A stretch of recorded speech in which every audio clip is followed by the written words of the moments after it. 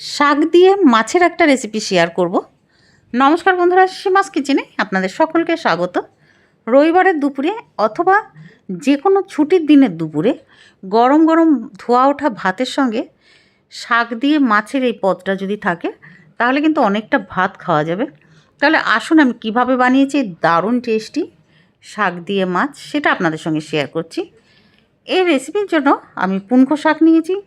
শাকগুলোকে সবার আগে বেছে নেব, ডাঁটি থেকে আলাদা করে দেব, তারপরে ধুয়ে নেব। ভালো করে ধোয়া হয়ে গেলে জল ঝরিয়ে শাকগুলোকে কেটে নিতে হবে। এবার কড়াইতে সর্ষের তেল দিয়ে দেবো।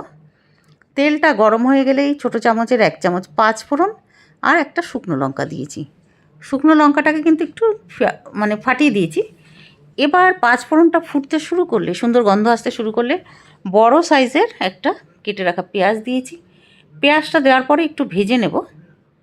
একটু কালারটা চেঞ্জ হয়ে গেলে থেতো করে রাখা রসুন দিয়ে দিয়েছি 1 চামচ।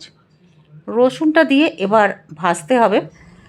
ভাজতে ভাজতে রসুনের কাঁচা গন্ধটা যখন চলে যাবে তখন দিয়ে দেবো কেটে রাখা শাক। এর আগে আমি পালং শাক দিয়ে মাছের রেসিপি শেয়ার করেছিলাম, ওটাও খেতে দারুণ লেগেছিল। আর এবার পুনকো শাক দিয়ে, আর তবে এই শাকটাকে অনেকে সবুজ ডাঁটা শাক বলে জানে, যেমন লাল ডাঁটা শাক হয় না, তেমন সবুজ ডাঁটা শাক বলেও জানে, আবার অনেকে পুনকো বলে এই শাকটাকে। এবার শাকগুলো দিয়ে দেবো। দেওয়ার পরে এবার নাড়িয়ে নিতে হবে, উপর থেকে নিচে পর্যন্ত ভালো মতন মিক্স করে নিতে হবে খুন্তি দিয়ে। মিক্স করা হয়ে গেলে এবার দিয়ে দেবো হলদি পাউডার আর স্বাদ মতন নুন। নুনটা এই জন্য দেবো যাতে শাকটা তাড়াতাড়ি গলে যায়, এই জন্য প্রথমে নুনটা দিয়ে দিলাম।